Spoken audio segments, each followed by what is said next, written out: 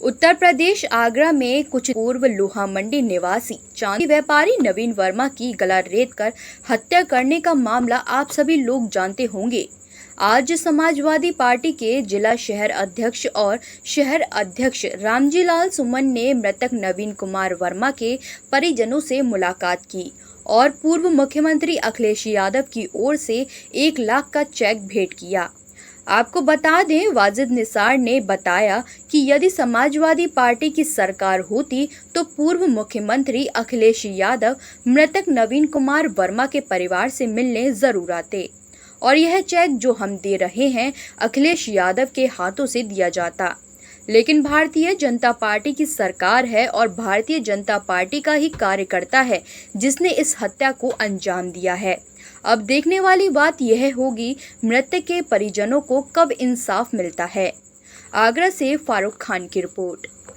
हम लोग नवीन वर्मा जी, जिनकी बहुत बेरहमी से हत्या की गई थी, जो एक भाजपा नेता के द्वारा की गई थी, उनके निवास पे आके उनकी धर्मपत्नी को चेक देने का काम किया है 1 लाख रुपए का। मैं अपने राष्ट्रीय अध्यक्ष श्री अखिलेश यादव जी के धन्यवाद के साथ साथ स्वर्णकार समाज का, जो आज उनके राष्ट्रीय अध्यक्ष जी, प्रदेश अध्यक्ष जी भी आए हैं चेक देने के लिए और उस परिवार को मदद करने का काम किया है। और मैं धन्यवाद दूंगा राष्ट्रीय अध्यक्ष जी स्वर्णकार समाज के कि जिन्होंने उनके बच्चों को एजुकेशन, फ्री एजुकेशन जब तक वो ग्रेजुएट नहीं हो जाते, लेने की समाज ने जिम्मेदारी ली है, इसके लिए भी धन्यवाद। लेकिन इसके साथ साथ मैं ये भी कहूँगा कि कितनी बेरहमी से हत्या होने के बाद, ठीक है उनके हत्यारे पकड़े गए, जेल चले गए।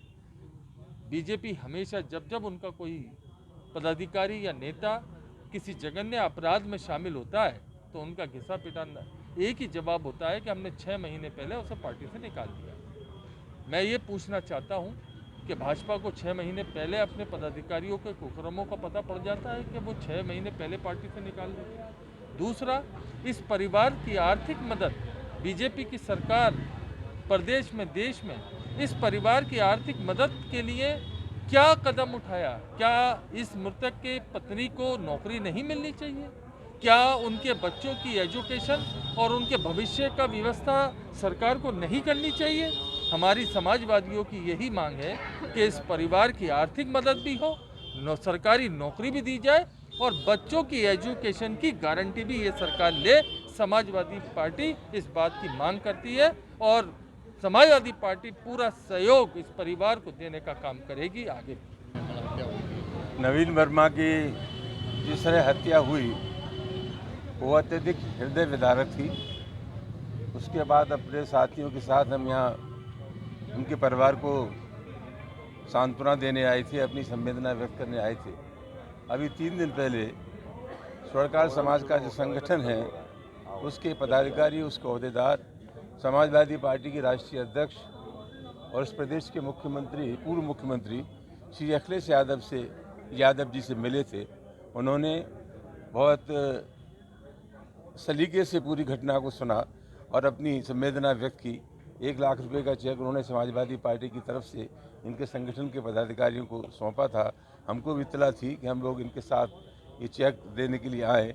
उसी सिलसिले में हम लोग आए और मुझे खुशी है कि हम चाहे सरकार में हो या न हो, लेकिन मानवीय संवेदना शेष है और समाजवादी पार्टी जो कुछ बल पड़ता है ऐसे मानवीय सवालों पर समाजवादी पार्टी लोगों की मदद करती रहती है, इमदाद करती रहती है। माननीय राष्ट्रीय अध्यक्ष को मैं धन्यवाद देना चाहता हूं कि उन्होंने इस परिवार के लिए जो आर्थिक मदद भेजी है।